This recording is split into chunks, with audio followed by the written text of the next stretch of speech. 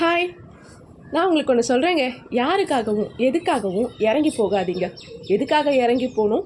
நம்ம மனசாட்சிப்படி நாம் நல்லது தான் பண்ணுறோம், நல்லது தான் நினைக்கிறோம். அப்படிங்கிறப்போ நாம் யாருக்காகவும் இறங்கி போகணுன்னு அவசியமே இல்லைங்க. பொதுவாகவே நாம் ஒரு விஷயத்தில் இறங்கி போகிறோம் அப்படின்னா தப்பு கிடையாது.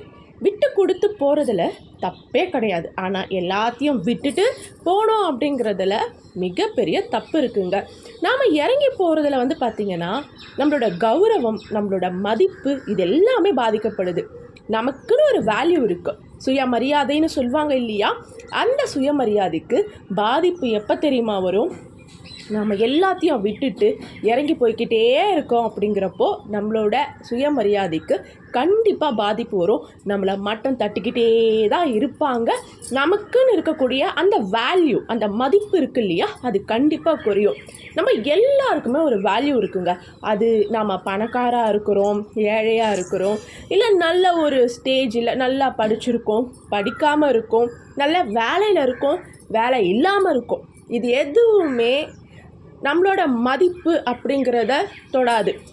நம்மளோட மதிப்பு அப்படிங்கிறது நாம் எப்படி நடந்துக்கிறோம், நாம் எந்த அளவுக்கு நம்மளோட சுயமரியாதையை காப்பாற்றிக்கிறோம், இதில் தாங்க மதிப்பு அப்படிங்கிறது இருக்குது.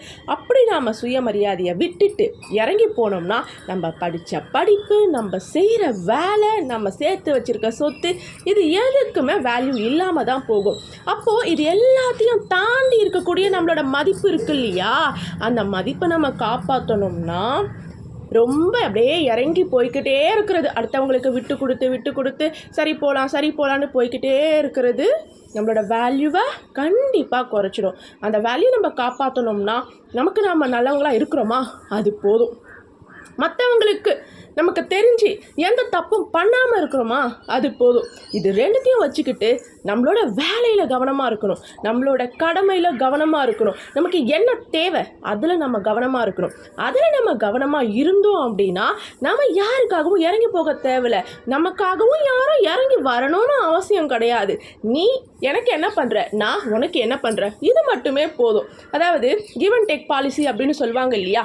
நாம் இந்த பிரபஞ்சத்துக்கும் சரி, மனிதர்களுக்கும் சரி, இறைவனுக்கும் சரி, நாம் என்ன கொடுக்குறோமோ அதுதான் நமக்கு கிடைக்க போகுது. இதை வச்சு பெரிய பெரிய ஃபிலாசபிலாம் பேசுவாங்க, பட் எதுவுமே தேவையில்லைங்க. சிம்பிள். நாம் நம்மளோட கௌரவத்தையும், நம்மளோட சுயமரியாதையும், நம்மளோட வேல்யூவையும் காப்பாற்றிக்கிட்டு வாழ்ந்தாலே நாம் டாப்பில் இருக்கலாம். ஓகேங்களா?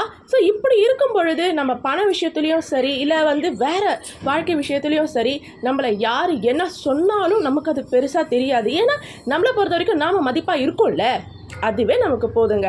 ஸோ இந்த ஒரு வீடியோ உங்களுக்கு மோட்டிவேஷனை கொடுத்துருக்கோம் அப்படின்னு நான் நினைக்கிறேன். அப்படி இருந்துச்சுன்னா கண்டிப்பாக லைக் பண்ணுங்கள் அண்ட் முடிஞ்சால் சப்ஸ்கிரைப் பண்ணுங்கள். தேங்க்யூ.